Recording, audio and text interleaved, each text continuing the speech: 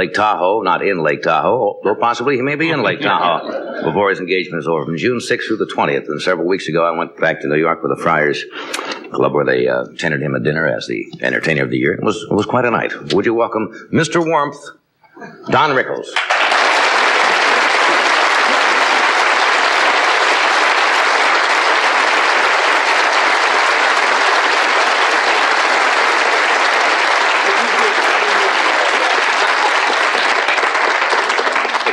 Yes, the jacket is shorter.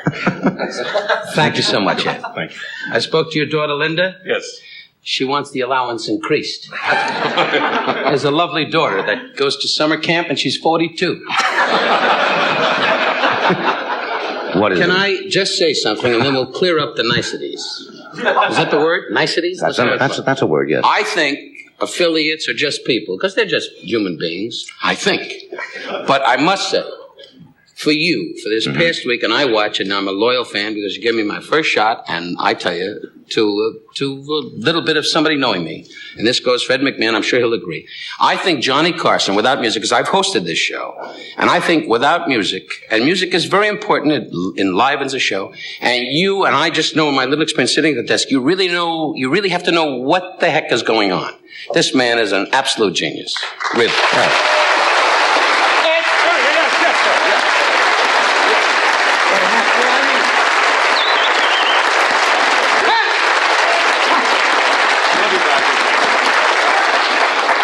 Well, okay, I did mine. That's very...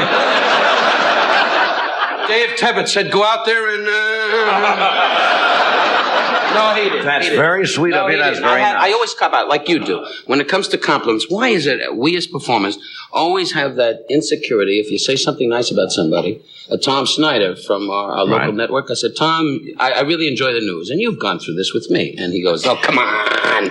And a lot of people find it difficult to accept compliments. Right. I think you find it more in our entertainment world, more so than Ed.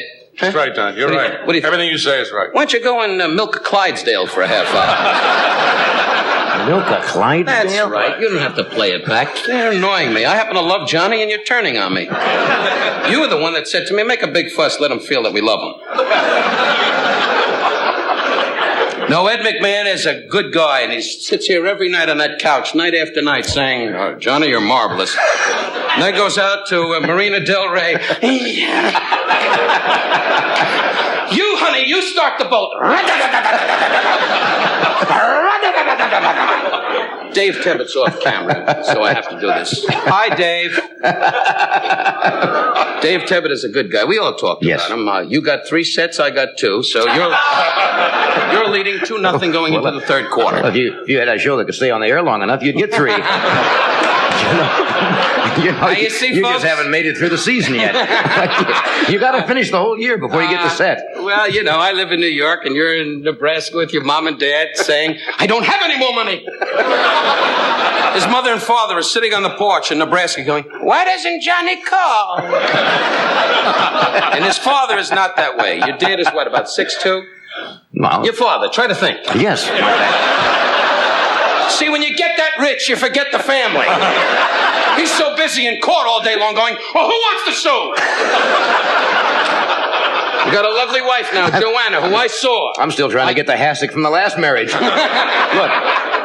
Now, John, you've had, not lucky in love, but now, thank God, you've met the woman of your dreams. Really. Well, and,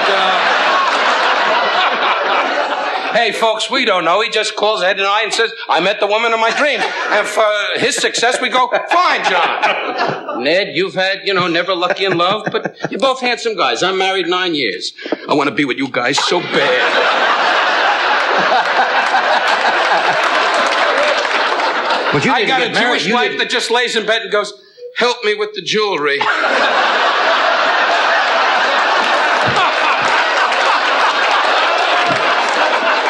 Now, don't write letters. You taught me that. Don't write letters. Those of you of the Jewish world, if you are a Jew, I am proud. They always say we're rich. That's baloney. We're human beings, all of us. And I wish peace, shalom, to all of us. Now, you didn't get married, though, until you were late in life. Well, till I was what? Well, I mean, most of us got married when we were in our 20s or something. He's drinking this. Well, to the broads. Why did you wait? Did you want to find the right girl? No, because I found myself in the bathroom in front of the mirror going... I was 38 years old before I got married. Now, that's kind of long, isn't it? Hey, but you know, we discussed this before, and Ed, you know, well, you guys got married, your first marriages, and I'm not being sarcastic. 38? But I got news. When you're kids, you come out of college. I never went to college. I come up the hard way. You guys just skyrocketed. But I came out of the neighborhood, and they went, "What do you mean a broad?" And the broad was always like me, you know. But actually, what happened was I met the most darling lady in life late night because I worked with strippers, exotic dancers, as we call them today. You know, with the cobra coming out of the basket, and the cobra went, "I want to be with you." And the broad went, challenge me. It's a long story, and I was on the road a lot. Laying in bed watching a moth die on the land, you know. And when you get like that, you find yourself on a street corner going, "Miss." And then I met my wife, who said, "I'm not some perverted jerk, I'm a person." And now she's sitting at home, just laying there going, "He's so rich. And my kid's skipping through the house going, "Make more gold, Mommy, make more gold." See, they always say Jewish people have a lot of money. You're an Irish guy, right? That's right. Well, you never would have money because you're too busy spending it on beer. You just sit around the house in your bathroom going, "Oh." Not really. Now, the Irish people are great. I'll tell you, the night... We need the Irish, don't we? Huh? We do. Oh, you're going to lead me into Chazarai. Chazarai means my act. I will not do my act. I am not going to go into my act, you dumbbell from Nebraska. I hope you wind up in the wheat field with fungus on your elbow. I made it the elbow. No, John, I tell you. This is an exciting night. All these affiliate... I was at the affiliate dinner last night, which you couldn't make. You were up in Las Vegas at the Alan King tennis tournament, and you said, "I don't want to be there. I want to play tennis." No.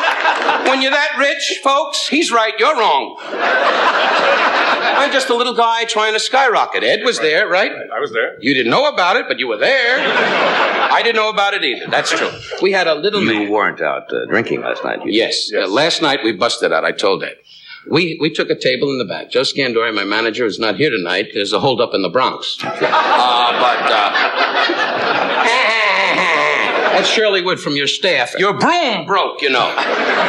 But Shirley I love. And what happened was that we stood in the back, and there was a little beautiful man. His name is George. A little Puerto Rican man. And most guys in our world, and you say ethnic backgrounds, and we all come from a certain world, and George was a little beautiful Puerto Rican man, and he came to me and said, "Mr. Rickles, you want to have drink?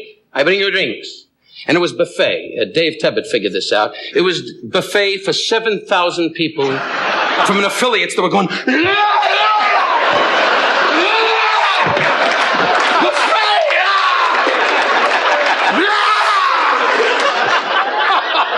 Sit-down dinner, And Don Durgan, one of the big executives, said, "Is there some sort of luau going on?"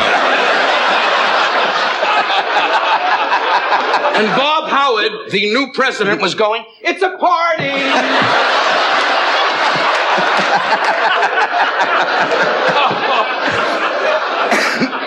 The new president, I met him. He was beautiful. I mean that. You don't see a guy with a cowboy hat and a cap pistol standing in the reception line going, "Bang, bang, you're dead." Anyway, but you go along with it when you need work. That's right. You're a millionaire. You just phone your attorney and say, "I'm Moody."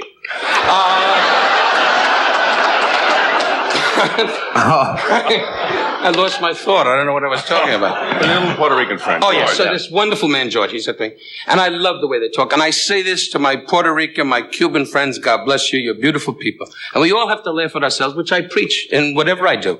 And the great thing was, he came over and I said, "George, I don't like buffets. The reason I don't like buffets is because I came from New York and my whole life was standing in line in Bickford saying, eggs. And the guy went, "You ain't your time for crying out loud. You ain't your time, we're busy." And always the black man was in the back going, "I got to wash all these dishes. I got to buff my neck, wiping all these dishes.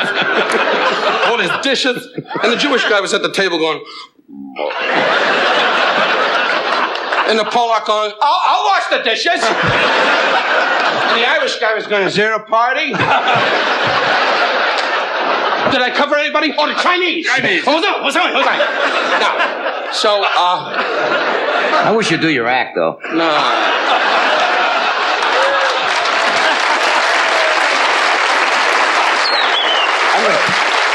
I kind of missed that. But anyway, folks. So the punchline, I said to George, I said, here's $10. I swear to God, John. I said, here's $5. Because buffets, I don't know, your whole life, not that I'm a snob. I certainly am not. I came from the street of New York. I came up the hard way. Middle-class people. I didn't come up the hard way. As you came from a middle-class family. Did you come from middle-class family? Yes, middle class. Middle class, good. No, it's all settled. It's middle-class growth. It's all middle class. All middle class. Yeah. Now, No, so... came from a middle-income family. Pardon me? Came from a middle-income family. Middle-income family. Where'd you come from? But they were high class. But they were high There's a class. difference. There's a difference. There is. What do you think, Ed? Whatever he thinks is best. Oh, boy, you don't have the guts. Tell him you're fed up, and you're going to grab him by the legs and make a wish. He loves you, Johnny. I always loved you. I don't care what you say. You're the best talk show guy in the world. You give me a break. All right. I'll tell you this, John, one thing, remember, no matter how big you get, these are the affiliates. These are the people that made you a multimillionaire. Love thy neighbor as thy love thyself. You are not of my faith, but I bless you. Hashem, Ahoim, Panoi, Chanoi, Panoim. I now made you a helicopter. Read the commercial. For a moment, I thought I was going to have the operation.